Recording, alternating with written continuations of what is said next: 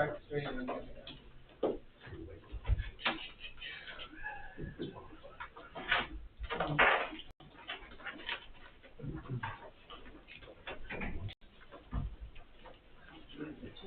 I give you the agenda, right? Everybody's all set?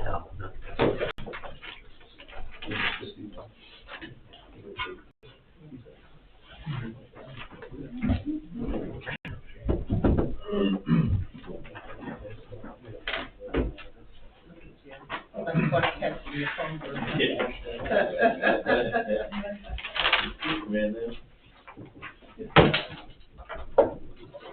Ready when you are, Karen. Okay. Adequate notice at the time of this meeting was given under the provisions of the Open Public Meetings Act and was posted and sent to the official designated newspapers in compliance with the law. Roll call. Mr. Bixby. Here. Mr. Colon. Here. Vice Chair Fasano. Here. Chairman Ritchie. Here. Mayor Denita. Here. And Councilman Ramos. Here. And Ms. Mills are present. And, as far as the agenda goes, we have, the memorialization of the minutes, I should say first. Can I have a motion to memorialize the May 15th minutes? Your admissions are listed if you can vote. So moved. Second. Mr. Bixby? Yes. Mr. Colon? Yes. Councilman Ramos? Yes. Chairman Ritchie? Yes. And Ms. Miller. And then one resolution. Be it resolved by the Board of Adjustment that it hereby memorializes the action and vote approving application 2022-418 of John D. Walter at 905 Gowdy Avenue. The residential subdivision. Yeah, it's a subdivision. The subdivision, okay. Motion to approve? Second. Mr. Bixby? Yes. Mr. Colon? Yes. Councilman Ramos? Yes. Ms. Mills, yes, and Chairman Ritchie. Yes. And then we have two things on the agenda. First, our sign review of the Gulf Station, and he's present. And then we have the application 2022-420 of GMF4 LLC, also known as the Boatyard, and they're all present. So the sign-related improvements at the now Gulf Station are done. Yes. I mean, I've been by there. Well, should we bring him up as, Sir? thing, I believe? Yes, the picture that I gave you with the application was the sign that was there before the Delta and what is there now. But the picture that was in our packet does not accurately reflect how the canopy looks as well. True, but that's what I received from code enforcement. Okay, okay.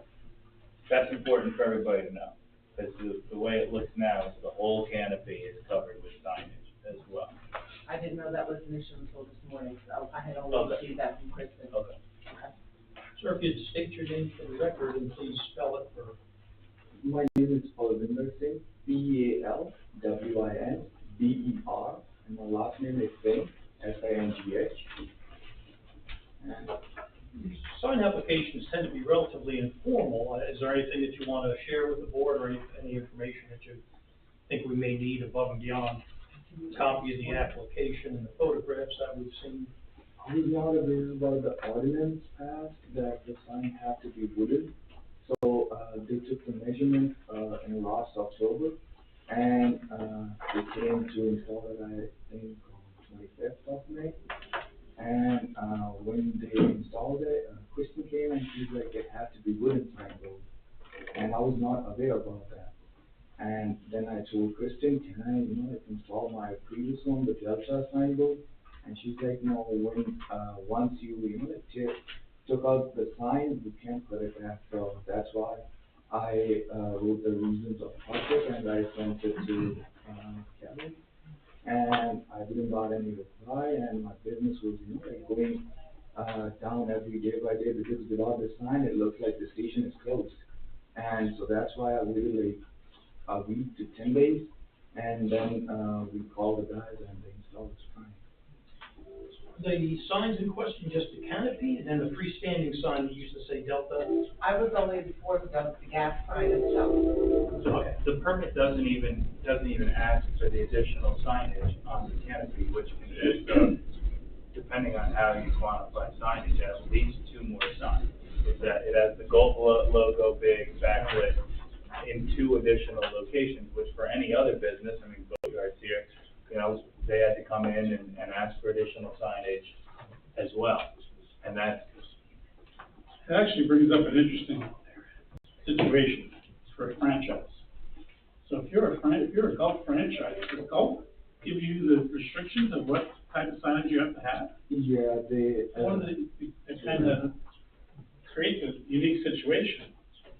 I didn't, like, if there anything, they just took the measurements of the canopy, of the signs, and then they sent it. So the new canopy signs, did they replace the existing Delta signs?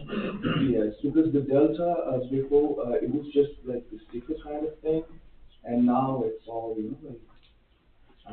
letters.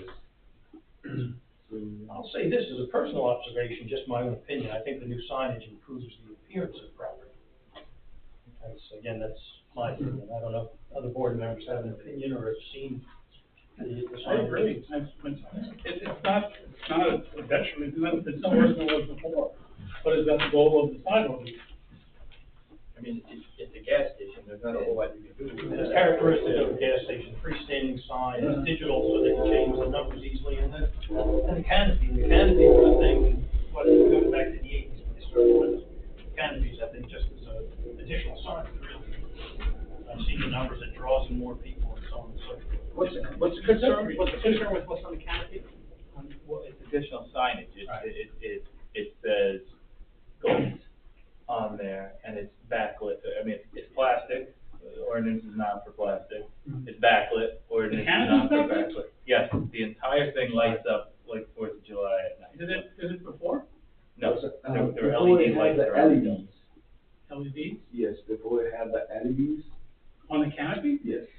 Let's just separate the two for a second, right? So the canopy aside, I agree with what you say. I think the newer one, the Golf version is nicer than the Delta one. The numbers are actually smaller. I mean, when you're closed, do the numbers shut off at night? Yes, when I turn off the light, it's up to, like me, and, a lady once in the neighborhood came and said that, can you please turn off the sign in the night because, it helps. So, I'm like, So the canopy aside, I think the Golf, the other, what are we calling that? Freestanding stand. I think that one's okay. I think that one's much nicer than the old one. The canopy, I don't recall if the canopy was lit before, like, or not. I simply don't see it at night, so I don't know. I trust the mayor's observation, what's up there now is bright. So the question is, if we allow this, and we say, okay, you did it plastic, you backlit it, you added canopy signage, then we have to say yes to when Wendy's comes in, and when McDonald's comes in, It's a and unique when. situation that corporate may tell them, this is the sign that you have to, and what happens if there's a local ordinance? I'm just throwing that, what happens in that scenario? I can tell you that in other towns that have sign ordinances, you go in and whether it's the grocery store or the gas station, it all fits what the sign ordinance says.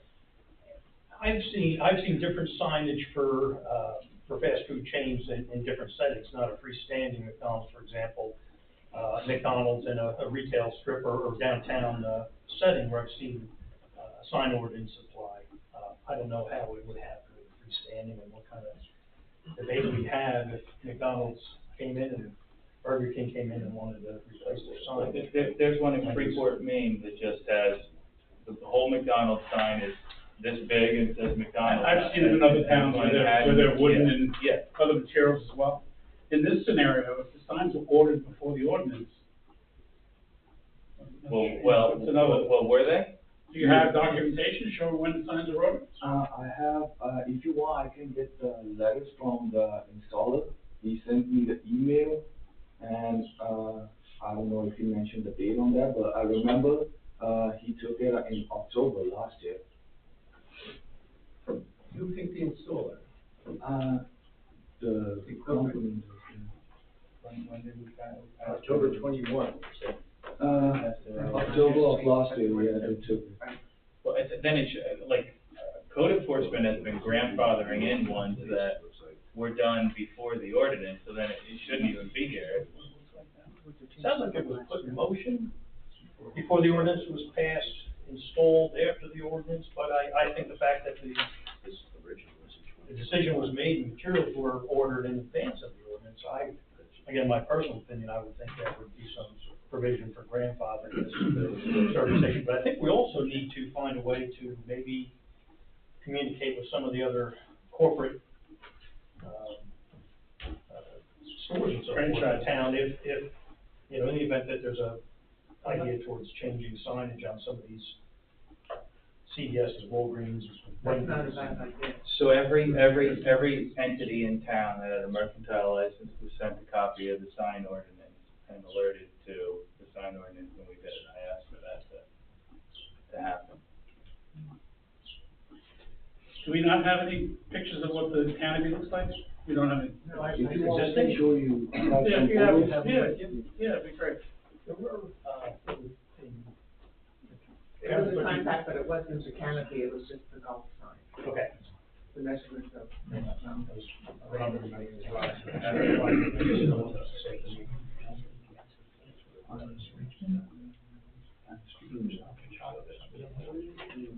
I took notice of it today.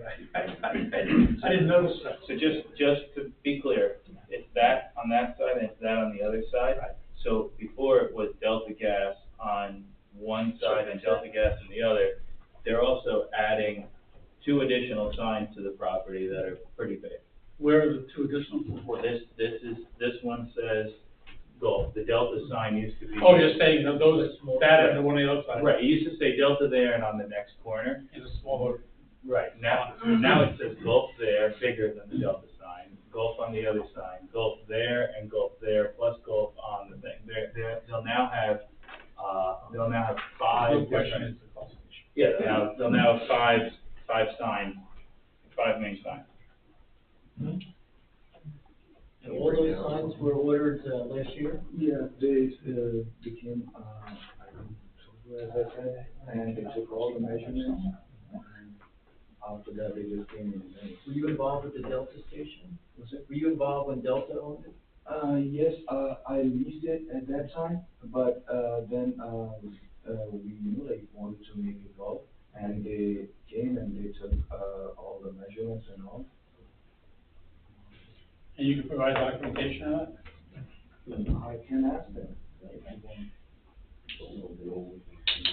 I think, you know, understanding the concern for setting precedent in other applications that we might be grappling over these same types of signs, as I said earlier, I think it's a property improvement, and, also, given the timing that the gentleman's explaining, I'm wondering if, their sign changeover might have been something that could have been grandfathered to begin with, I don't know, but that's just my opinion. Other board members, what are your thoughts? I agree with what you're saying. I think that cosmetically it's an improvement to what was there. I think if we put the canopy aside, I think a freestanding pedestal sign is fine, especially since the lettering is smaller, it goes off when the station closes. What time do you close it at? Especially, it's not on all night. I think if you provide documentation that the canopy sign was ordered prior to the ordinance. Can I ask a question? Can the brightness of the canopy be turned down? Is it, Yeah, if you it's guys controllable that you want, can turn it sun down a lights. little? I mean, the golf lights, not the white lights, which are bright. Yeah, the signage lights. You can just, instead of having Can backlit, we we just take take a them off. picture again, which lights you're talking about? The gold sign. So the canopy has, of course, underlights down towards the, fuel pumps and everything, and then is the canopy itself also backlit, or just the gold sign? It's just the gold signs and, there's LED like it used to be before, as I said, for that, on On the red portion? yeah. And you can barely even. Do you have to shut them off completely, or can you dim them? No, I have to shut them off. Because in winter time, sunsets, 35, it will be hard. Just a question, with the signs that are on your canopy, there's a golf sign on one side and there's another golf sign on the other side. Were they existing, did they previously say Delta? Or did you add a golf sign, there was only one Delta sign? There was 2 deltas, one, because it's a one-way, one coming downways, it had delta, and, on the street, Laurel Avenue, it said delta on that side too, and that's where it says go. So the signs that are now existing on your canopy are exactly replacing signs that were there At the same previously? location, and we added, two, the round one on the corner, this logo, was added, and, it was Delta right here. And I don't think I have for the corner one, so. Well, the only thing I would say is that, they replaced additional, not just replacing what they added additional. And so, well, I think he said, he stated that two of the signs were there previously that said. these- Two out of the four. Okay, I'm confused, I thought there were three. There's four. No, the other side has the Gulf logo as well now, right? Yeah, there's two box lettered gulfs and two logo gulfs now. One box letter and one logo gulf on each side. Before there was just a delta box letter on each side. No, Yeah, on both sides each corner. On both sides each Yeah, one. there's a So square. there were four existing previously? If you look on the street view, there was one facing north and one facing south on the canopy. So there was two, one on each elevation prior. It's on the, And now on the there's- corner, outside corner. And now there's Facing- two on each elevation. I don't know what's there now. There's two on each elevation. Yeah. It's probably dealing with a corporate design, a corporate standard, and, 2 years from now, they might change the style of, how they wrap or decorate their.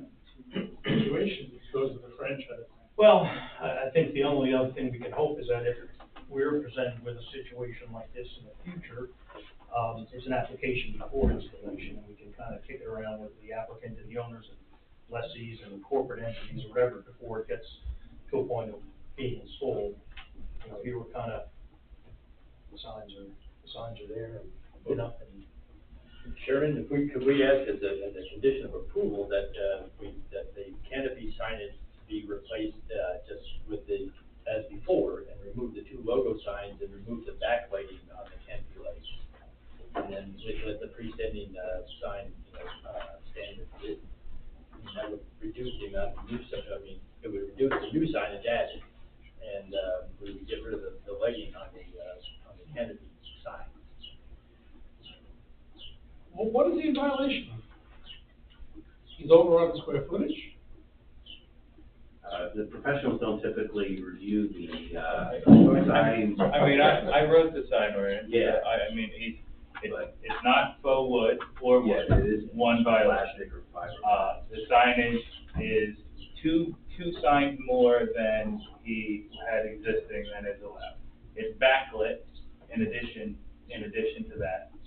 And quite frankly, what you're gonna vote on tonight isn't even breaking in the canopy. They didn't put the canopy on here. The photos that we got in the packet show the Delta sign in the background, and if I didn't bring up that there were two new additional signs, we wouldn't even be talking about it. So why don't we break them out separately? I'm thinking bifurcated and vote on just his gas where the price is. Just And freestanding. then for next month, get pictures or have somebody go take pictures, so we can see what, I don't drive by, I'm in bed at 8:30, so I haven't even seen it. I'll drive by it, yeah. I've seen it, I go by at night. I only see the Oh, day. okay, yeah. I see what you're saying. To me, it's very dangerous to get into the habit of saying it's better than what was there before. There's a lot of things that are horrible in town, and saying that things look better than they did before is a slippery slope that allows everybody to say, well, it's better than it was before, and it doesn't necessarily adhere.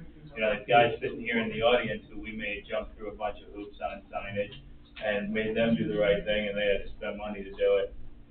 I think that's the cautious bet. Alright. I just wanted to get that out. Yeah, we don't have to approve anything tonight, we can just leave the whole thing off until next time, it's back with pictures of the cat. I guess we could ask everybody to go look at it, because we're not involving the professionals, so you'd have to make a trip down. Well, if you guys are gonna vote, I'm voting no on this, I'm just saying that, it's clear as day. There's like 3 different violations of it, and the permit is wrong, and the request is wrong. But if you do vote on it, I'd ask that you at least say that you have irrefutable proof that the sign was ordered before the sign ordinance was put into place. Because considering that the sign application doesn't show the additional signage, never talks about 2 new additional signs or anything like that, I'd have my doubts as to when the signage was ordered as well. When we just put it off, Well, next because- month, we could just wait for the email. 2 questions along those lines. The date that the materials were ordered, and I just said it took a while for the materials to arrive and get to a point of installation, but does the action of ordering the materials prior to the ordinance grant the applicant any type of exemption from the ordinance? I don't know, but that's the second part of the question. In terms of the way code enforcement has been enforcing it, if you ordered your sign before the ordinance, they've cut a couple people's slack. So I'm not opposed to, the main sign on the pole, which I mean, the main sign on the pole is a violation on 2 different levels because it's plastic and it's backlit. But if that was ordered in advance, then code enforcement has been letting that go. But then you have to tackle the canopy separately, I think. Why don't we just, So let's do that. Table the whole thing. Sir, if you can provide us with some information about when the sign replacement process You can started, send me the ordering email. materials. Send it to me, my email. And we'll also have some further discussions about jurisdiction, what sign exemption, not. But I think I'd like to approach it that way. Just want to give you the best and fairest decision by this board.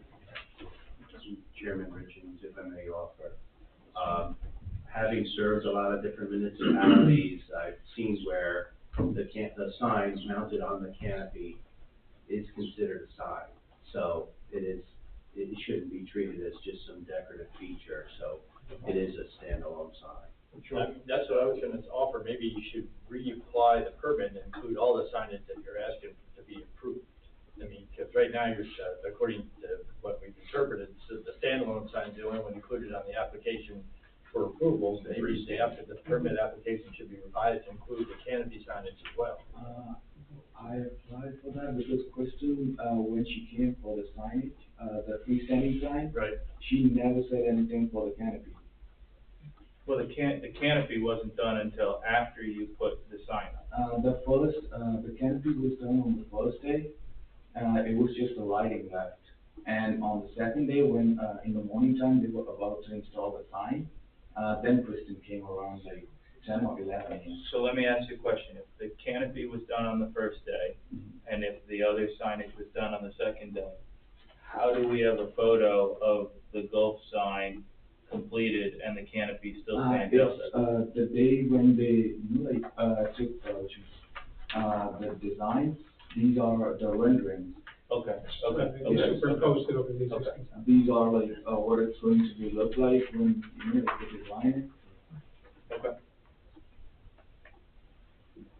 So we're gonna put the whole thing off to next month, or? Let's do that. Let's hold off, get a little more information, maybe consult with code enforcement, take a look at the ordinance and. So actually, just real quick, the figure here that you said are the renderings, which is accurate, it has a date on here from MID Sign Visuals, and it says November 29th, 2021. So if that's before the sign ordinance, then that helps you. Designed it. What? That's when they designed it, and, not the day when they took, the measurements was in October. Okay. They come take measurements They take first, time and then to they design sign it. it, and then you approve the design. So you might have an email where you approve this design, that might be around the same time. Okay, I'll look for that and I'll. I got that. Yep. Yeah. Okay, the additional signage needs to be addressed. So we'll give it further consideration. yes, okay. The third Wednesday next month, we'll email me, we'll communicate about that, okay? Okay. Thank you. Thank you. Good night. Have a good night.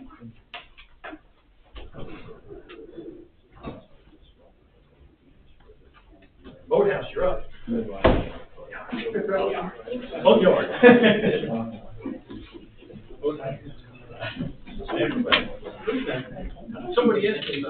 Boathouse in Belmont. I think it's a boathouse in, Yeah. You hope? Duo, the boathouse is Duo. Yeah, it's like a down an alleyway, it's an old two-story garage, that the best motor reads. No, I think it's It is the land earlier. They're really good motor readers, like Yeah. everyone says. Change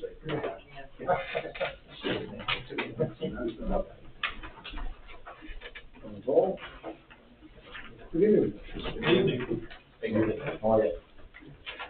I'm John Holland Beach, from the law firm of Pringle Quinn and Townhall, representing the applicant here.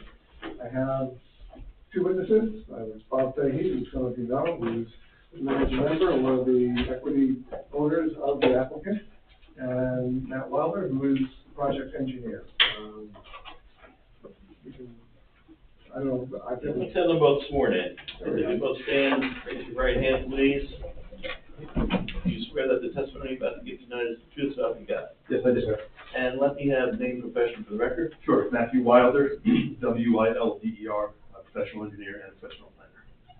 And Bob Fahey, F-A-H-E-Y, and the managing member of CMF4 LLC. thank you. If it pleases you, I can qualify our expert first, if you're familiar with this work. You do, I am, I don't know if the rest of the board members are, I've seen Mr. Wilder testify before the boards. Okay, Sure, I'll be somewhat brief. I'm a licensed engineer, have been so since 2012, a licensed planner since 2014. I had been in front of this board before, and it was about 3 or 4 years ago, and I've been probably in front of 40 boards across the state, primarily in Monmouth and Ocean County, but as far as south of Cape May, as far north as Florida. Any questions for Mr. Wilder? The board will accept his qualifications. Thank you, Mr. Chairman. Mr. Fahey, I'm going to start with you. You are the managing member of the applicant, Correct. and the applicant was formed to do that. Operate a wonderful restaurant in Point Pleasant Beach. And it's going to be called? Boatyard 401. Okay, and you are the contract purchaser of the land, the building, the license? Correct. And, as part of your, acquisition and development of this property, you have an opinion about the state of the building and the project when you first looked at it? Could you describe that? Yeah, and, the building needed a decent rehab, as you guys probably have seen over the years. When we looked at it, we wanted a concept of, brighten up the whole property, more of an open air restaurant, which, is why we included the garage doors, and potentially the deck that we're proposing as part of tonight. COVID has kind of shifted people's, habits as far as dining out and eating outside, so we like to, kind of give them that option in at 401, Boatyard 401. That's pretty much. And just for the board's education, you operate other restaurants? Yeah, this would be our fourth location. We have a restaurant in Asbury Park, a restaurant in Belmar, Lake Como, and Madison. So this would be our fourth operation down here in the shore. And could you just talk to the board a little bit about the changes that COVID and sort of post-COVID have made in terms of density and how people like to sit? Yeah, I mean, spread out tables, not people not crammed on top of each other. A lot of space to move around and feel safe. Again, that's why we wanted to have the windows that open, the doors that open, and have that, nice ocean breeze coming through the whole facility.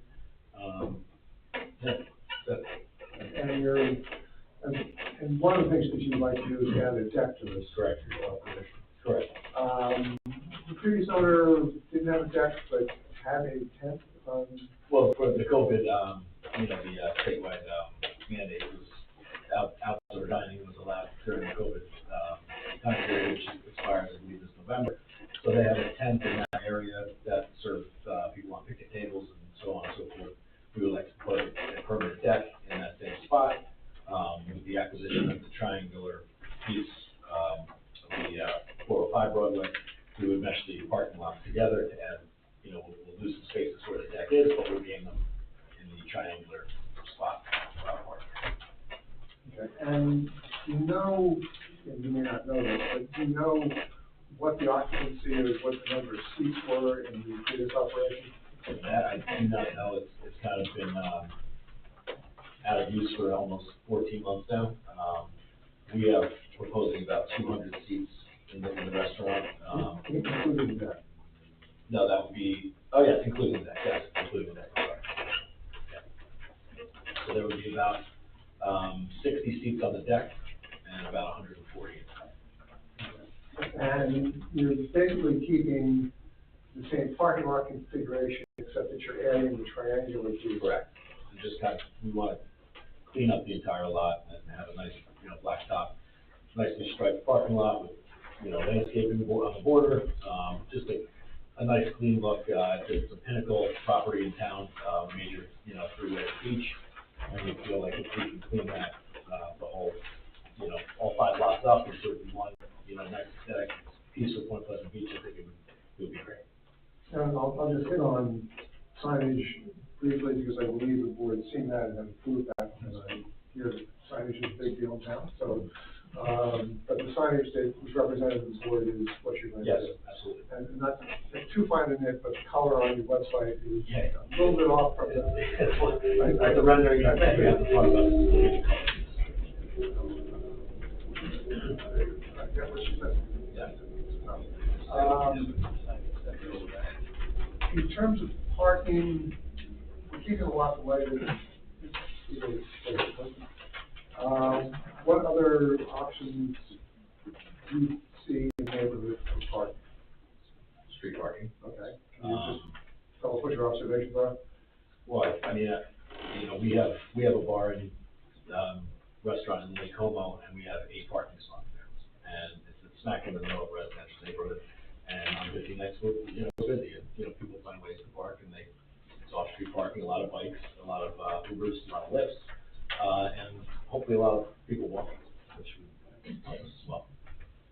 And in the course of your ownership of these different restaurants, have you seen a change in how people arrive, with respect to either taxis or Oh, yes.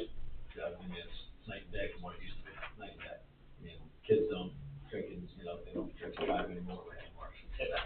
But, most people are responsible, and so it's just so easy to take a taxi now when you're going out for drinks. Obviously, if you're close, we're hoping that people will walk over. We're gonna add some bike racks for bicycles, and, And could you just briefly, not that I'm gonna hold you to the menu, but what sort of menu, just very relaxed, menu, from burgers to tacos to pizzas, poke bowls, nothing that's gonna have a number 3 as the first number on the menu. It'll be all really relaxed, affordable food, family-friendly restaurant. Obviously, we hope for some nightlife past 10 o'clock, but all of our restaurants that we operate are all family-friendly. I've got 4 kids, and they're seeing the restaurants quite a bit. And yeah, we like continue that same model down here. Thank you. I would have any questions? They target date for opening? Last summer, Moving target. it's been painstaking, they're tough time to renovate. Job site that should have 10 guys has 3 sometimes. But, based on, if inspections go as planned, we hope to be open, shortly after probably July 4th. Just interior wise. What are the hours that you think we open? Well, that's a question I would like to ask. 11 to 2, 7 days a week, with the potential of opening earlier than that on Saturday and Sundays for the fishermen. Possibly a 7 a.m. breakfast on Saturday and Sundays, so we can take care of the fishermen, with some food and a couple beers, and off they go. I know Broadway Bar and Grill does that. I don't know if they've been grandfathered into that time frame, but we would love to be able to. And this is potential, this is something, once we get open and see what the business can do, we would potentially like to open at 7 a.m. on the Saturdays and Sundays. And your intent is, this is a year round? Oh, yeah. And 12 months. This is a summer bar. Not a seasonal place, year round. So how many parking spots are you planning on obtaining once you get it all said and done? There's a total of 32 parking spaces. 32 spots for 200 folks. Correct, so we would be, for 201 seats, we would be required 51 parking spaces. So we are requesting a variance for parking. And do you have any idea how many spots you're losing with the deck area and you're gaining? Is it an even match? It's a little bit tough. The triangular piece, it gets very difficult. And there's no striping. I was looking at some historical aerials, and development on this property actually goes back to 1947. And there used to be a building and a separate parking lot in that corner. And then around 1985, property began to look at the dust today. So we're losing about 7 parking spaces north where the deck is going. It's tough to discern what was able to be parked on that existing pavement area in the corner. What I can tell you is, by cleaning up, cars were certainly, based upon the location of the asphalt, parking in the right of way. They were overhanging the property line. So while we're requesting a variance to, again, park within 5 feet of a property line, we'll be proposing concrete wheel stops and things like that to make sure cars aren't hanging into the right of way. But if I had to guess, just based on the amount of asphalt that was there were probably around the mid-30s of all tree parking spaces for the existing site. And like I said, we're proposing 32 at this time. The triangular lot was not used for parking at one point by the prior resident, though, right? Yeah, I'm not sure as to the They history didn't of own the that, leases. so They bought it in 2017 or 18. but at one point, that wasn't, they had changed also based on the prior usage without that parking. And then you had a tent up, so I mean, yeah. That lot's been under separate ownership for decades. Many times. Before we get too far in engineering testimony, I want to know if the board members had any other questions. How about entertainment, is there gonna be entertainment? Yeah, we'd like to have entertainment. Where would that be, Inside. inside the deck? Yeah, I mean, any kind of, stipulations that if we're granted the deck, we would follow, if the garage doors need to be shut at a certain time, the music needs to be stopped. If we could have an acoustic guitar guy out there in the afternoon, we would like to do that, but again, we would follow all, rules that go into place. There's an existing second floor deck. There is, correct. And you're gonna utilize that as well. Correct, we'd like to, yes, for dining and just kind of hanging out out there. And the size of the second floor is actually being decreased with some of your renovations. The size of the second floor? You're putting a new bathroom up there, if I recall. Yes, eventually, with the addition of the deck, we would put another bathroom upstairs for just an additional bathroom. But that's, So you lose some operating space. correct, yes. And see the ramp, so this, I assume there's ADA access from the deck inside and the bathrooms inside. There's no increased bathrooms for the first floor with the deck. No, we can't, there's no real room for it. The space, on the one drawing, it looks like there's an additional space beyond the deck before the street. How far from the street does the deck go on the north side?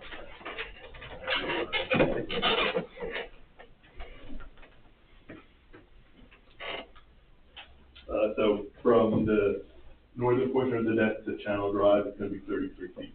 And what will be there? You're not gonna utilize that as a beer garden or additional outdoor space at any time, right? No, not at all. The proposal is for just lawn, just grass, pervious surfaces. So there won't be anything there that would impact the parking situation further. So just for historical purposes, when the town did the outdoor dining ordinance, because I don't believe that they don't need a variance for the actual outdoor dining, for the deck itself, right? That's my opinion, Right. yeah. Because, okay, so when the town did that, we obviously knew that we were going to be decreasing some parking spaces because the ordinance allows for structures to be, permanent structures to be built in driveways and in parking lots and things along those lines. And we discussed, the fact that you would be losing parking spaces. We also discussed the advent of Uber and how people are getting to businesses. But the prioritization from the council standpoint was trying to create more liveliness, more outdoor dining it was around the COVID period, obviously. That was a consideration as well. So I'm just doing that historical background. And on that note, besides that, this has operated as similar, operation in the past without that triangular lot. So how many spots did you add for the triangular lot? We were able to get 16 spots proposed. on But that you're only triangular losing lot. 7 by adding the deck space. Correct. Correctly. If we excluded the triangular lot, I would assume that the existing restaurant had about 22, 23 parking spaces. Again, it's a little bit tough because there is striping and numbers everywhere, because when they started the 10 operation, they were directing people in traffic. So my point is, they have more parking than previously. Maybe they weren't as popular as your establishment will be, hopefully. But and with the addition of the other property, there's more parking spots. There's more parking spots than they had ever. And then we did take a look at some of the on-street parking. Mr. Bailey, one of his comments was to close one of the channel road driveways, which we take no exception to, and that'll actually increase our on-site parking. That'll also increase the off-street park, or the on-street parking by 1 additional space. So there's about 31 parking spaces along the three roadways, the free front on both sides. And then that's just in the immediate vicinity. Once you go down further down Broadway, there's even additional parking. We're sort of at the western end of Broadway. So, the commercial load or demand for on-street parking seems to be a little bit heavier to the east. But we think with the parking we proposed, as well as the on-street parking, and then furthermore, the residential density that you see to the south of Broadway, we believe that we have adequate parking to serve this. I mean, by this addition, you're gonna have more employees as well. So. They're not allowed to park. But Depending on what I did in the plan with the extra parking space. Sorry, I didn't mean to interrupt. I'm sorry. No, so that was a recommendation by Mr. Maley that we had it initially considered, and truth be told, it's a good recommendation. So I'll be happy to go through Mr. Maley's plans or comments, review. The short answer is we agree to give the requested information. He's very detailed with his points. I don't know how many points there is tonight. Are we saying we can jump right to page 8? I can jump even farther. But that's both increase the on-street and off-street parking that is available. One thing that I'm super particular about, like the plans, the way that they look, that's how it's getting executed, right? Like these lights look really nice on the deck, they're a nice feature. The boards on the left side of the door look really nice. This is what the finished product is gonna look like, even if it's the little architectural elements like the little kind of supports. Are you looking at photo or? Yeah. So you have the pergola cedar shape on the front entryway? And we looked at all of that when they came before us with the signs before, looked at the lighting and stuff. We also talked about the east side, mechanics on the roof. Yes. And you were gonna. Yes, we're looking into that, we're just figuring out a way to. Yeah, that was part of the prior. Yeah. And, it would be similar to what we did in the front. kind of runs the whole. Exactly, so it's a The whole long side. stretch, so we got. That was the tax. And was that satellite insurance up there, or is that just put up there? No, I took it down.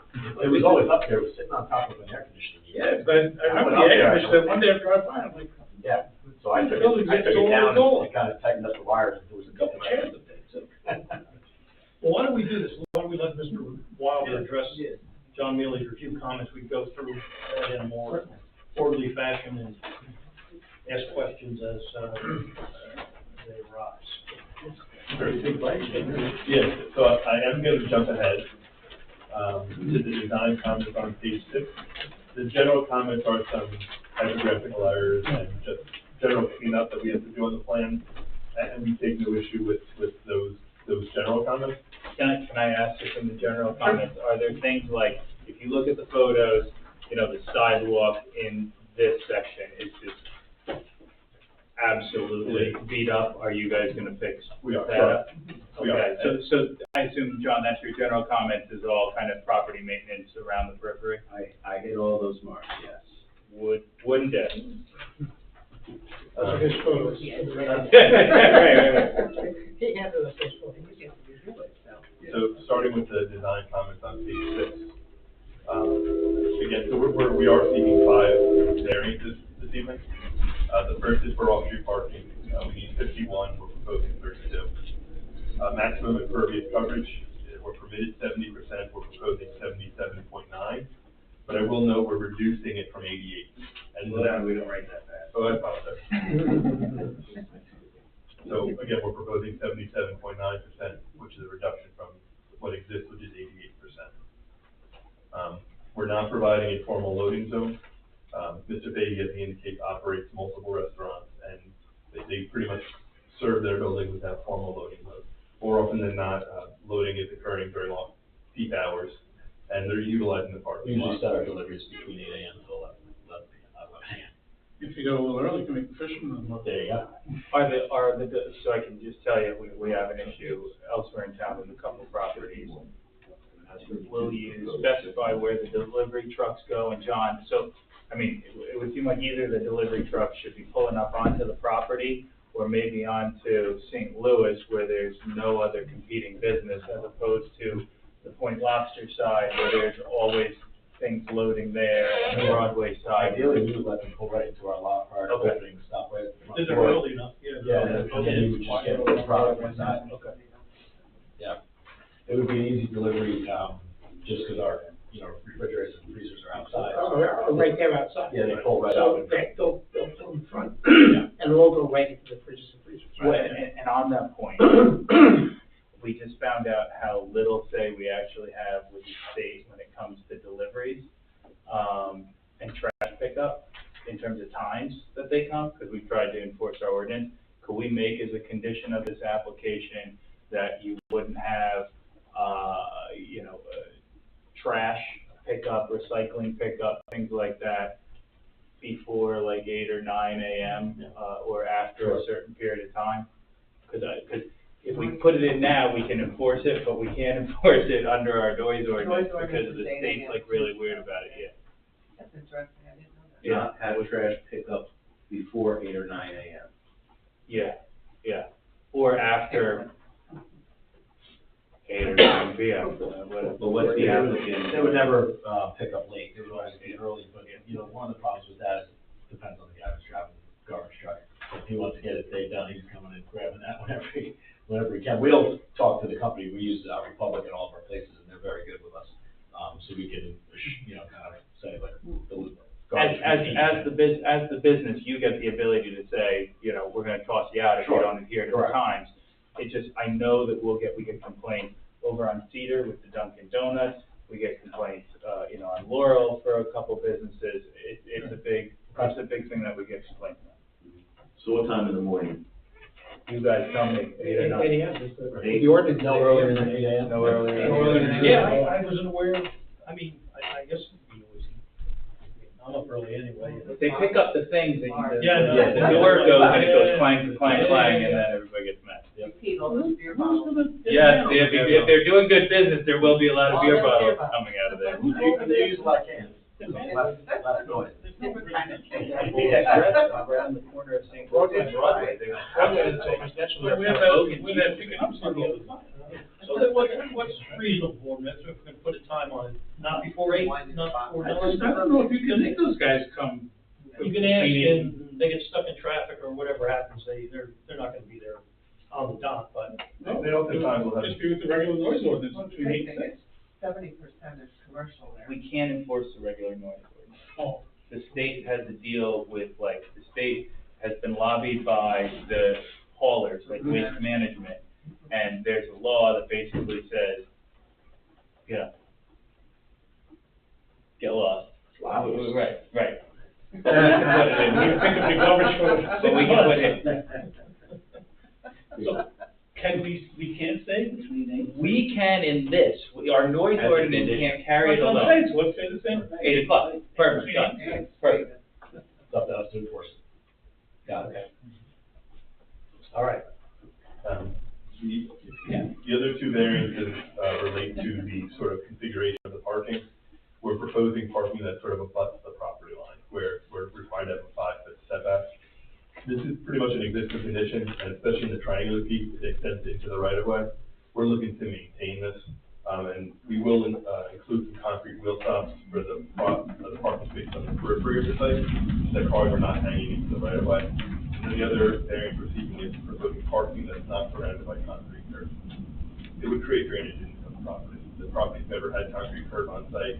If we introduce even a 3-inch curb, we're gonna end up having to do curb breaks to allow the water to run through. And in theory, those types of, things work, but in practice, they create erosion, and, our preference is to refresh the asphalt from what certainly needs some refreshing, and then just sort of maintain the existing condition.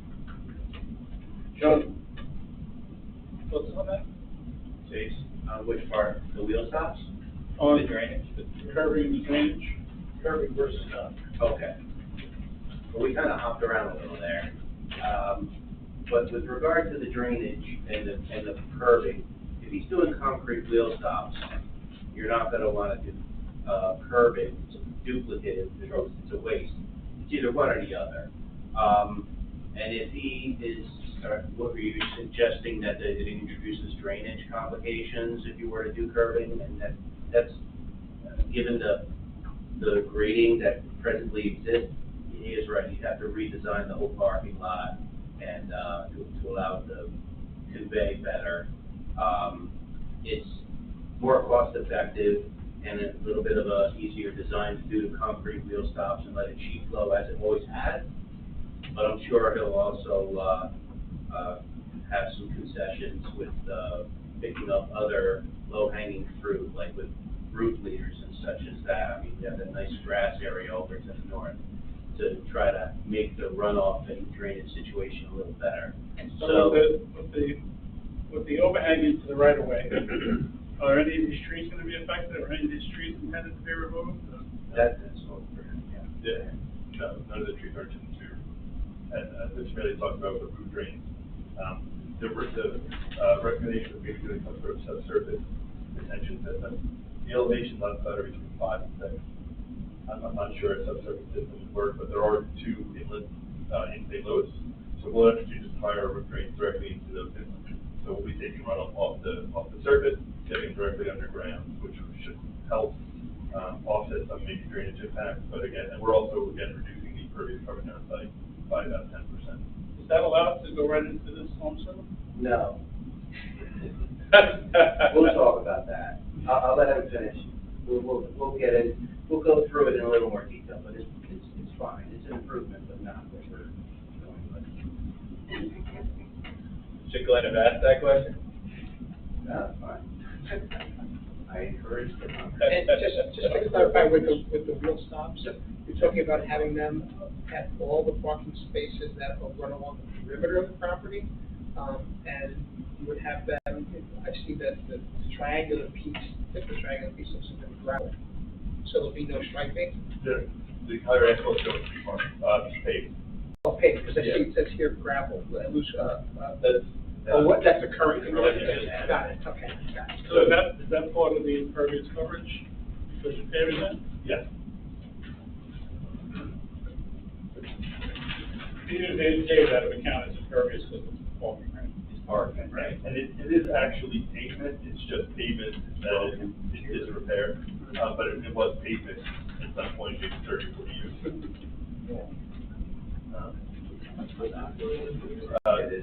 Moving on to comments number 5 and 6, as it relates to the trash enclosure. From the point at which our firm initially was retained to current condition, gates have been added across the trash enclosures. We're not going to remove the gates, they'll stay as it currently exists. And then, for number 6, the applicant has no issue dealing with, someone in the borough to do a mural on sort of the back side of the trash enclosure. Right now, they've sort of been stucco to have the same appearance as the building, but we're not requesting a variance from, the section that requires an aesthetic upgrade to the trash enclosure, so we'll do some sort of mural that sort of fits in with the borough, but also fits in with the development. It's actually a various, coverage. What's the percentage now that you're proposing? We're proposing 77.9 For the whole lot. all 5 lots. Correct. Yes. And what's the existing? 88. Okay. What was the 49% you mentioned earlier? What was that? Was it 77.9? I might have misspoke. Okay. Yeah, I apologize. Why can't you meet the impervious coverage? it would result in losing additional parking space. So my opinion is, you know, we're already asking for a parking variance, so I Or would reduce the deck.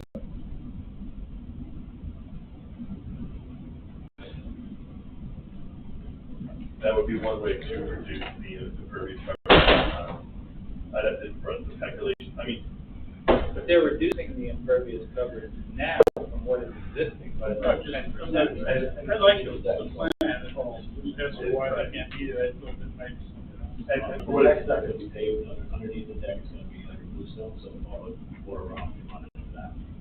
I was just about to help you with that. so I think it's still considered pervious. 50%. Okay. So that would change our number, I would say, to the So the removal of the, I guess I'll call it, parking lot on the north side of the building presently is turning into grass. And the deck that they're proposing is going to be over open stone, moved gravel, not DGA with dust, but just clean drainage stone. And it is not tongue and groove type deck, and there's a little bit of space between the tracks. The flat, the water could infiltrate into the ground, we give a 50% credit for that. So that would result in 75.1% being proposed, or 70%. Final number 75.1. Final answer. You were treating the deck as 100%? You are. Correct. So now you're going to do that clean stone, and you're gonna provide that eighth or a quarter of an inch, whatever the standard spacing is between the deck holders. Correct.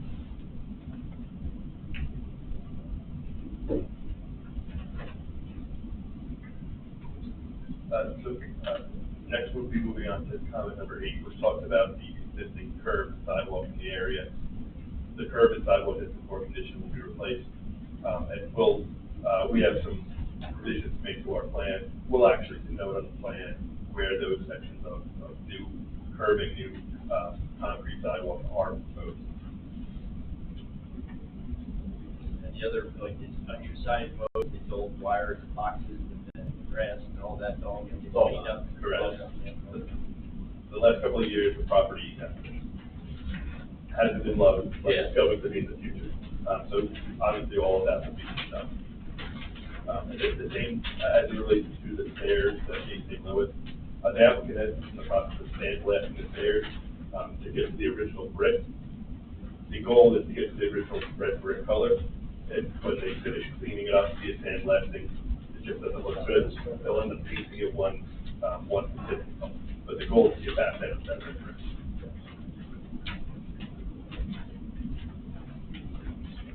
So number 11, I think we briefly spoke about.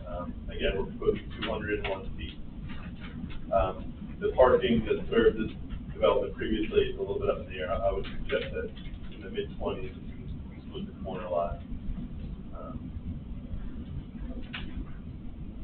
And we will update our plans to provide, a seat count based on floor, so that we can back into the required parking number, which again, we're required to have 51, and then we're proposing that 32.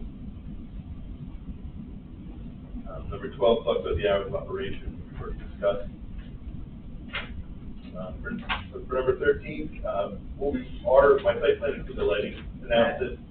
Sorry to interrupt, just for, I had your timing as 11 a.m. to 2 p.m., 7 days a week, but potentially 7 a.m. 2 p.m. a.m., right? But the deck will have separate hours. 7 a.m. on the weekends open? Correct. Correct. Is it anywhere that the deck will have separate hours though? We can't have people on the deck till late. Good question. Well, the noise ordinance is 10 o'clock, yeah. So we make patio, what is patio bars there? Oh, their music stops at 10 p.m. It's the music, are you allowed to stay out there until later? It's just the music that has to be stopped by 10. Okay. And it's 10 o'clock. No, that's Carrying on. Or if that's where it's Oh, of course. They have a resolution pertaining to that for one side. So we're gonna have further limits on the deck. If the music is 10 o'clock, I mean. Then I think that's the noise, then that's the noise issue, is the music, not so much that people are sitting out. Because they mentioned they might do acoustic music, which they can do in the outdoor area, but it's gotta be done by. Yeah, we have no problem shutting down music at 10 o'clock, that's all. Just one thing that popped into my head, I know historically, I've been to a lot of establishments through the years at that facility. The second floor, are you gonna be utilizing that as part of your everyday seating, or is that gonna be for special events? Depends how busy, I mean, the goal is for a private party room. You know, that's the main focus upstairs, but depending on how busy we are, we'd love to have it in action if there's no party room. Okay, because that's an impact on the parking as well. I mean, if it's sitting empty and they're sitting there and letting have this less parking. The other side of that is if there is an event that's going on up there and the restaurant's busy, then it has impact parking as You well. have to consider it as if Exactly. it's always being used. Exactly. So your seats. Seats. Include that. That was my Yeah, final question, yeah. okay, that's that as well, okay.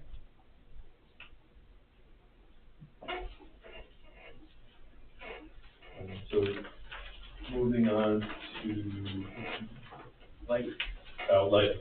So, thank you. We analyzed, there's a lot of existing street lights in the area. They provide pretty much mostly, the light that we need. There are some dim areas where we're gonna add some building mounted lights. And then on my analysis, we need to update the lighting that we're gonna have on the deck. The deck is gonna be low level lighting. This isn't gonna be anything that's viewed from other property, just gonna be contained and shining for the folks on the deck who are there at, after dark. So we'll update our plan to include an additional building mounted lights and also to show how the lights on the deck would work. But again, all these lights would obviously go off when the facility is closed, but the building, the street lights we don't control, but the on-site lights will be, are under our control. And primarily it's just building mounted lights, a couple of building mounted lights, and low intensity light on the deck itself. So, number 15 talks about, some planters, that are around the property. We're looking to maintain those planters, and we'll supplement them with some additional plantings. So that, again, that'll be on a revised plan where we show some additional plantings. I had the benefit of Google Street View, to look at the property prior to, the applicant doing some work on the property. Those planter areas look much better now as they did a couple of years ago, but there's still a little bit of room for enhancement and improvement, so, we have no issue with that. Did we go over 14 about the cooking oil and the dumpster? Oh, I apologize, I missed that. So the hope is that we can fit the cooking oil, dumpster in the existing trash enclosure. It might be a little bit tight. If we can't, we'll have a separate enclosure for the dumpster, the cooking oil, and we'll shield that the same way the actual trash enclosure is shielded. But our hope is that we can get it into the trash enclosure, with the other dumpsters. and it won't affect parking if you have to do it separately? No, we have to locate it in a position where we don't lose parking. The goal is not to lose parking. We're already requesting, and it may end up being that when we close the Channel Road driveway, that parking space we gained, it may end up being lost, which is again, the reason we're asking for 32 parking spaces. If we end up having to lose one for that dumpster, then we would still be back at the 32.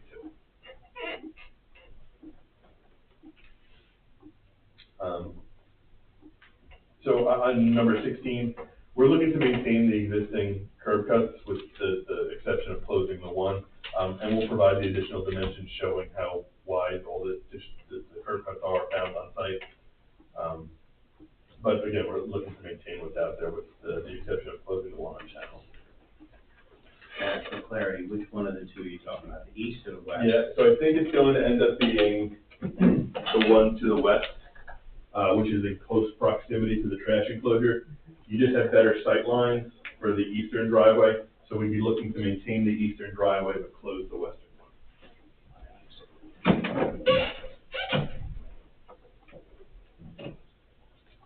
Numbers 17 and 18 talk about ADA accessibility and PROAG. We have no issue with that, and we intend to have full ADA compliance around the site and into the site.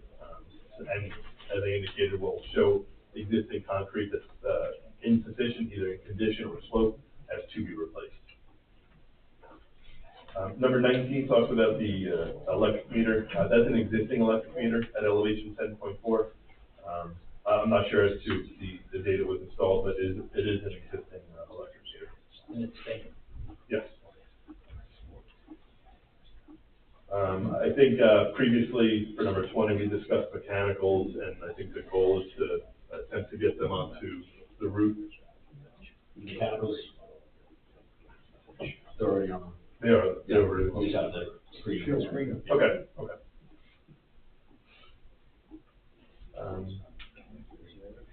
22, 23, and, excuse me, 21, 22, 23 are just sort of informational, and we take no exception to that. 24 just is a discrepancy with the way the plans show that we show an existing gravel area. That existing paved portion of the corner, we're reconstructing that existing parking lot. 23, just to touch on that earlier, you said you're not going to remove any trees. That's not the intent, yeah.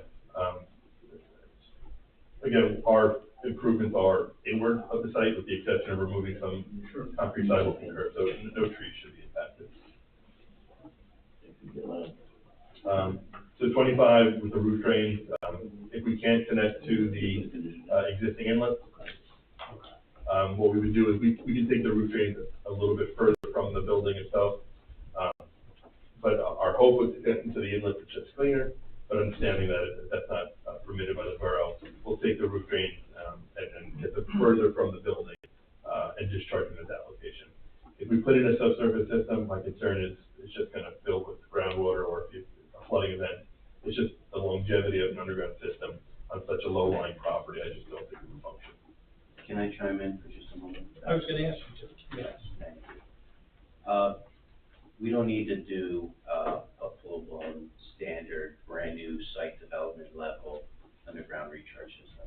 We can literally do 6-inch to 12-inch diameter perforated pipe with 6 inches of stone all around said pipe.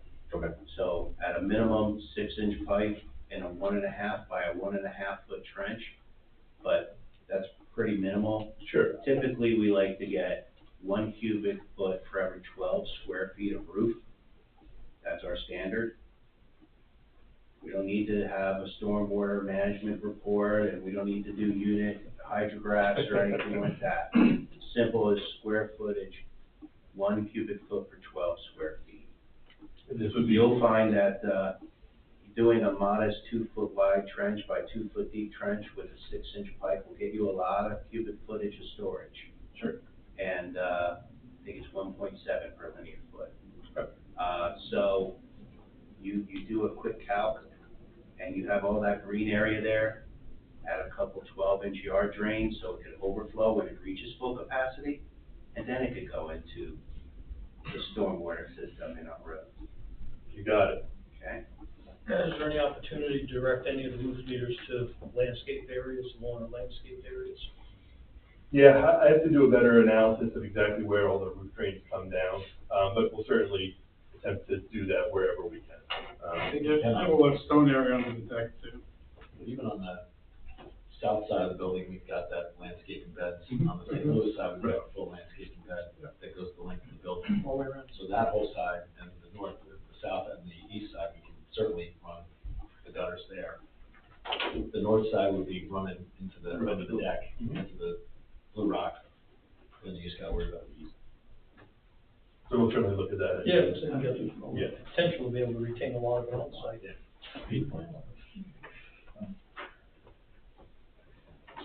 For number 26, we should be able to replace the non-compliant inlet curb pieces. I myself had to do a bit of a better inspection relative to the structure itself to make sure that it can somewhat easily be swapped.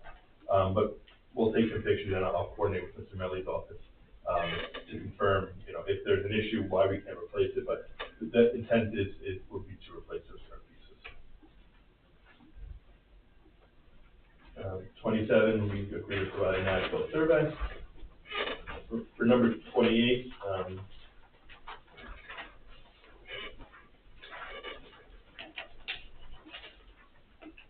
so we intend to comply with all the requirements in ordinance section 19-11A, drainage, glare, noise, odor, solid waste storage. We're not proposing or seeking any variance relief for that. And again, from an impact standpoint, has been a restaurant and a developed property for 75 years. So I think redeveloping it will, if anything, lessen the impact just by cleaning up the property. And then we take no issue with comments number 29 or 30, or the outside agency approvals. And you saw the fire official's recommendations? I did not, but we were talking with Mr. Maley about it earlier today, and the short answer is we will provide, yes. I saw that too. There's a staircase and a ramp, wouldn't that count as? 2 points of access? I kind of thought so, but I'm gonna defer to the building department and the codes to verify that that's the case. I thought the same thing. You would think that's 2 points of access or. Yeah, if nothing else, you could put another staircase on the back end of the ramp. Well, and quite frankly, they're putting garage doors there too, so there's more points of egress. If the building's on fire, you don't have to run through the building to get We out. actually added another door. So if you're looking at the north side of the building now, it's got the 2 garage doors. The old building had the 1 exit door right there. We added one on the opposite side as well. Okay. Just for fire safety. Yeah, but I think the ramp and the stairs should count as 2 points.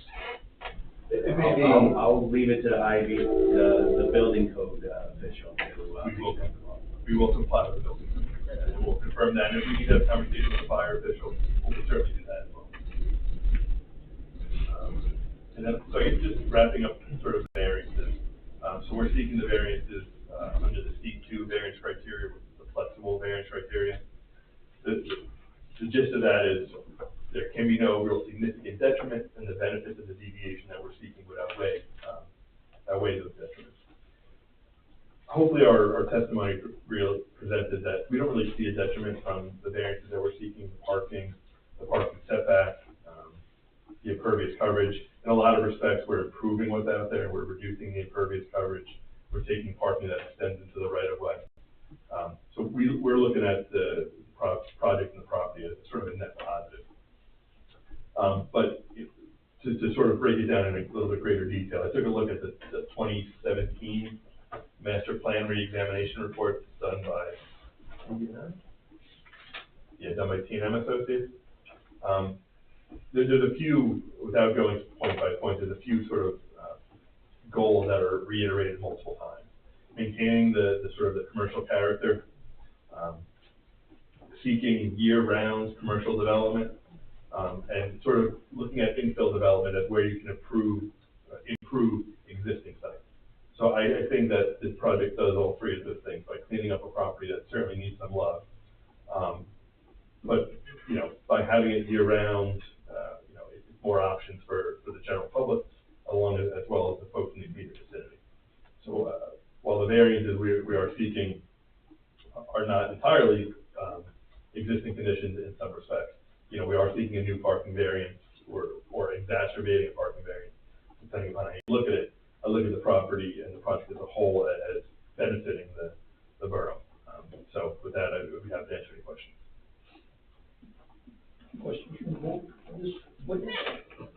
The triangular property, have you consolidated the lots that that We can be will close them. They have not been, but we will.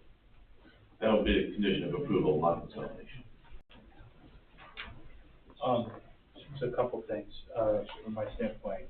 I want to make sure that we're protected in case the outdoor deck, we get complaints. So if there's some way that we can put a condition on this that says,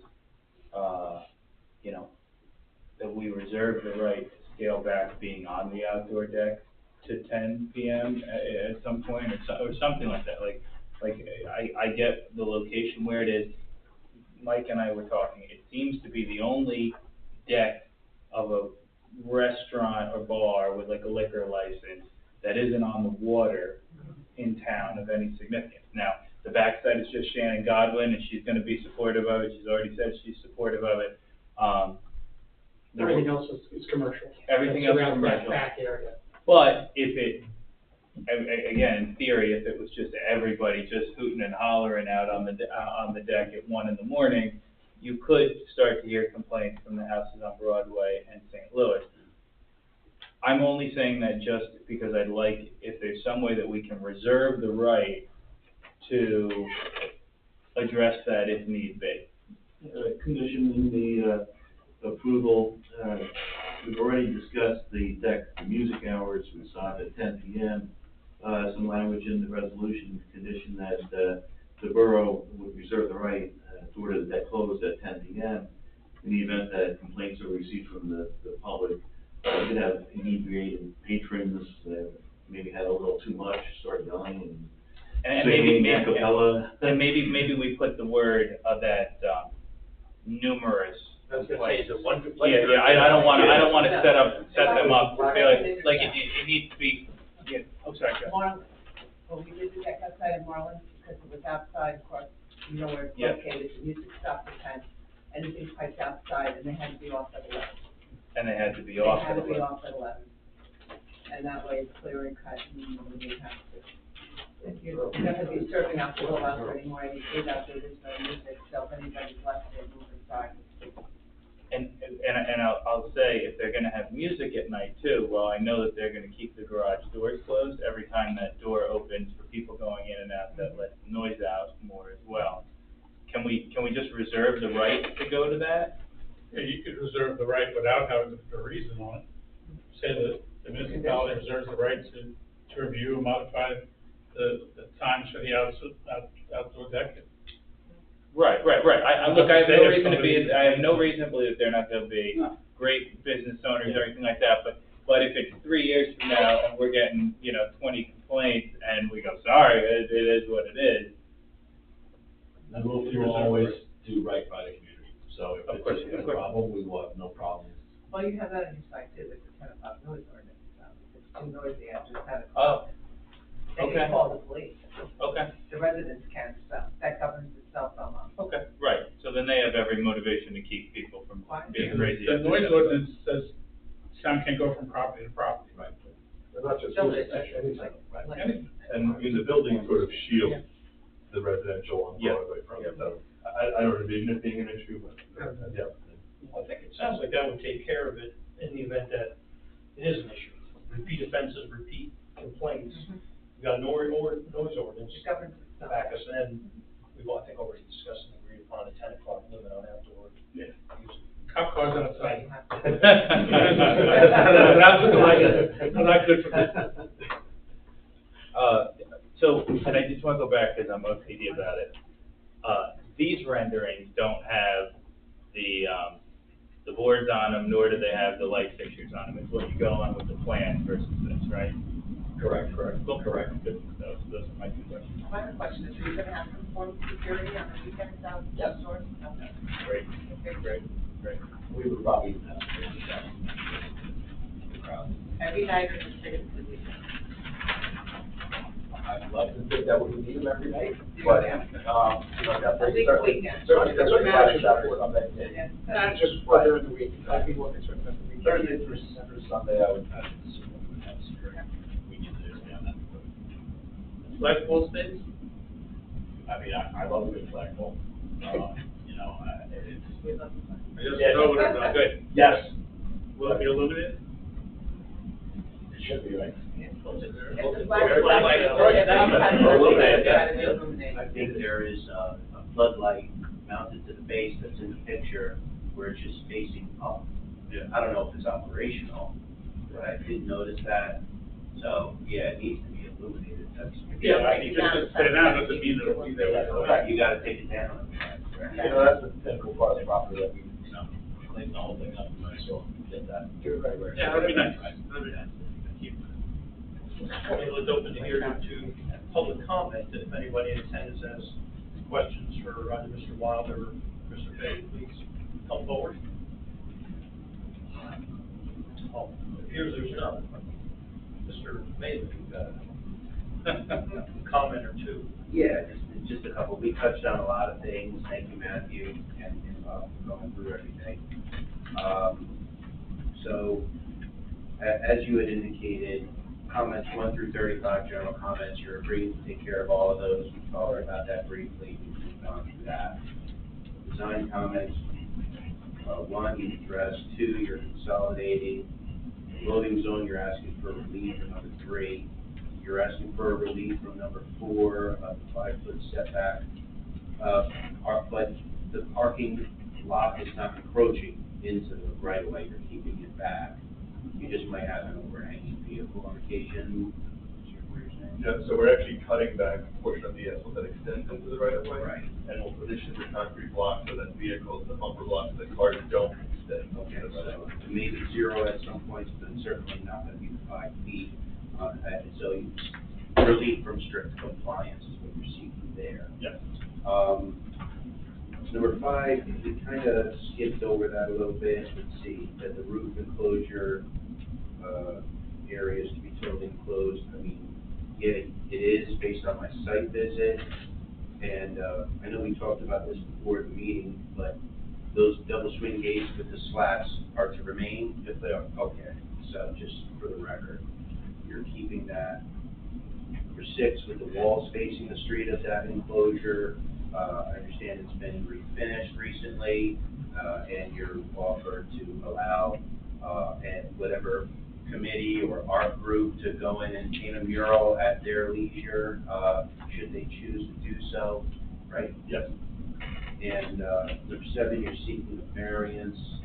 The loading zone, you've indicated you have 3 other restaurants, and you don't need them here or there. They're where, that's good, that's right, that's the status.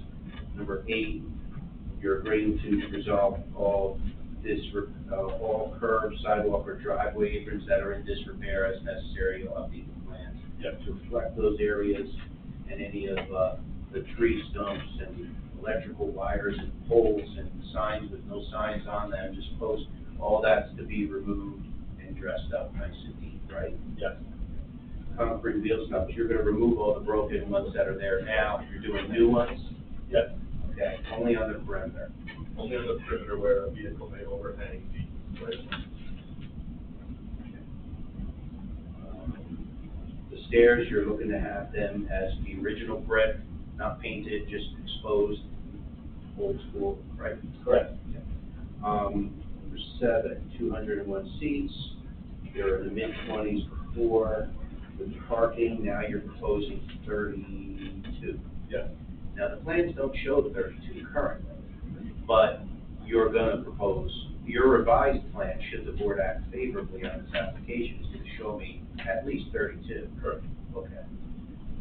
You're eliminating that one driveway on Channel, that'll add a few more spaces.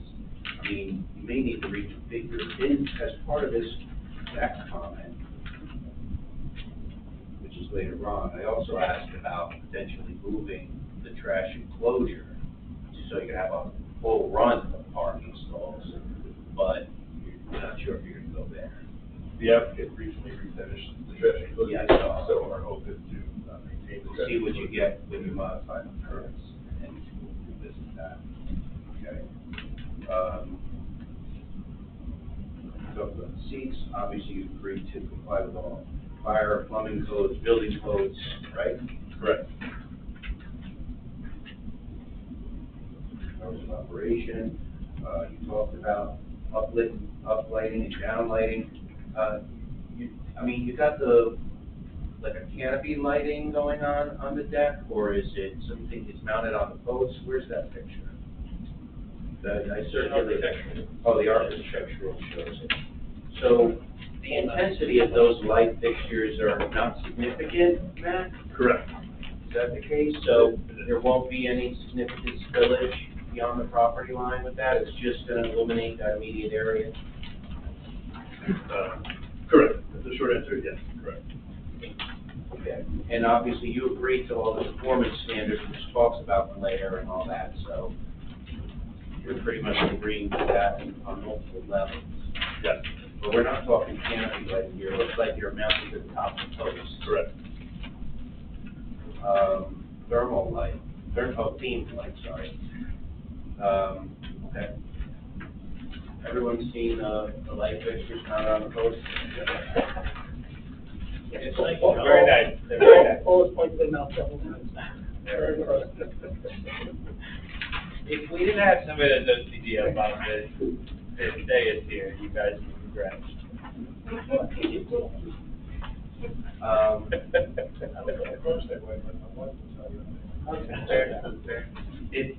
If you are successful in moving this cooking oil disposal dumpster, whatever you want to call it, into the trash enclosure area, and I hope that you are, will you still have enough room to service the site for all the trash and recycling and stuff that's going to be generated? That's one area where we need to look into it. Okay. But we also gotta make sure, obviously, that the vehicles loading and unloading the dumpsters aren't working with the inches to spare. So in the event that we can't get it into that enclosure, we'll figure out somewhere else to put it on site where it's not intrusive and to be shielded. Which may also further introduce that idea of maybe moving the trash enclosure again, unfortunately, for your client, but it's, so see what you need, whether room to put the oil disposal side here, potentially, right outside the kitchen door. as long as the building department's okay with Right. it, their roofs are with Yeah, setbacks. sure. Yeah. So, planters, you're gonna maintain and supplement those. You're agreeing to get rid of the driveway, but the dumpster is determined, probably not, hoping is the intention. You're agreeing to resolve all the PROAC issues, any questions about 17 and 18. Number 19, the meter is existing, so no need to change anything, it's not required, recommended, but not required. The condenser units and everything, they're screened currently, I couldn't see them from the parking lot. Not yet. Right? So they're as is, The any changes? kitchen hoods are screwed down. Okay. The air machines that stick up from the top roof line. Okay, great, everything's gonna get screened.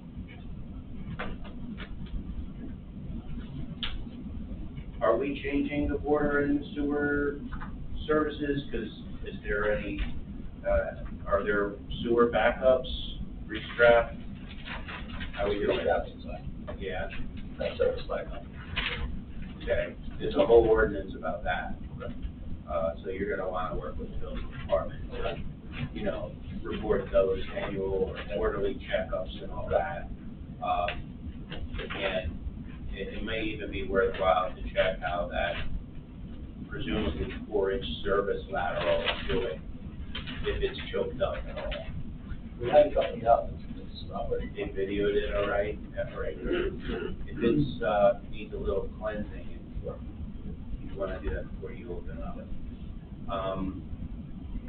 And the water service, I'm presuming it's in good condition, no water pressure issues. Okay. If you're going to do any replacement of those services, then just coordinate with the water and sewer department and the office rather, and any repairs in the road. Now we gotta do full depth repair and all that. So, yeah. Curb cuts, if you're doing any new curb cuts, it has to go to the council, get approved. You're not intending to remove any of the existing trees around the perimeter. Obviously, if they're dead or dying, that should be another story.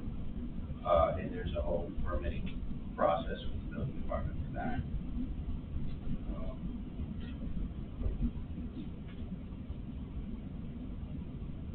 Okay, and you're going to be resurfacing the whole area. It's gonna be new parking. Correct. Okay. And the, number 25, so you're gonna provide some kind of modest underground recharge system to accommodate the roof runoff. We're not talking a 100-year storm here, but at least some nuisance flooding, and then it could overflow into the streets. Yeah.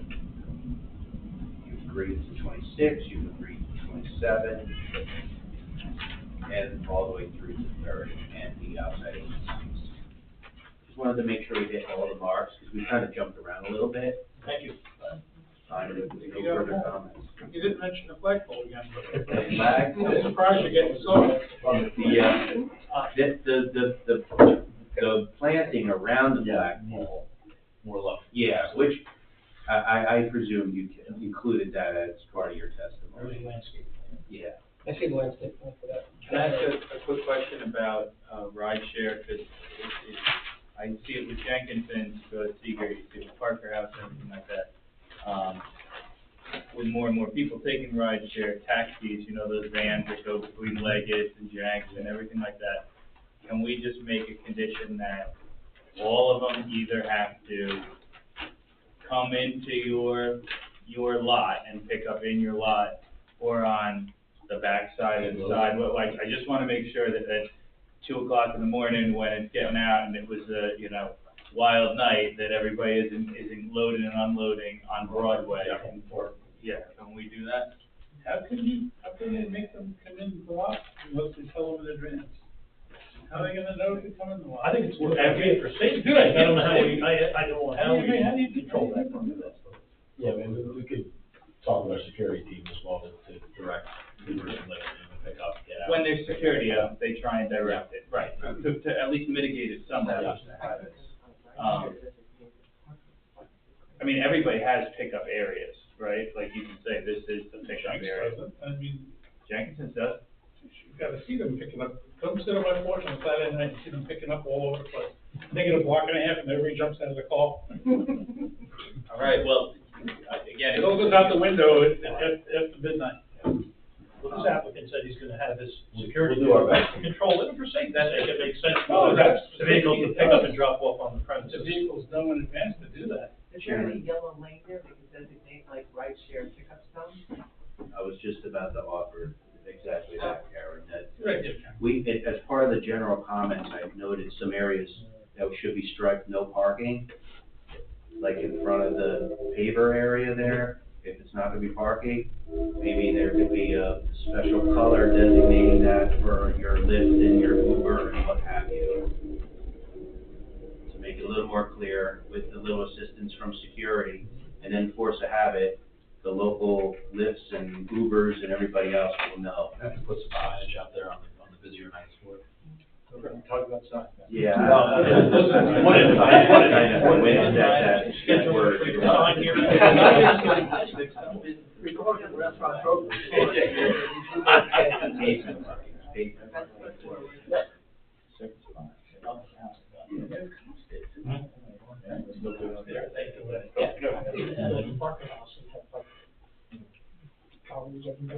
We're hoping that they're very successful, right? So you have to plan for if we create a beast here.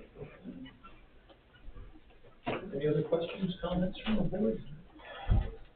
My only comment would be that I think when the applicant early on indicated that this is like an icon place that people see coming in, one of the first things they see when they turn on the Broadway going toward the beach, this is one of the first properties they see. And I think that the things that they've, what the work they've done, and once it's finished and it's up and running and the way it's set out, I think it's gonna be a very attractive and big improvement to that part of the town.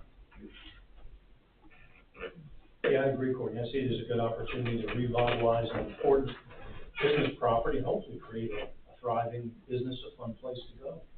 And the year-round is a big aspect. Anything else, any final words or comments on? Can't wait to get open. Can't wait to get open.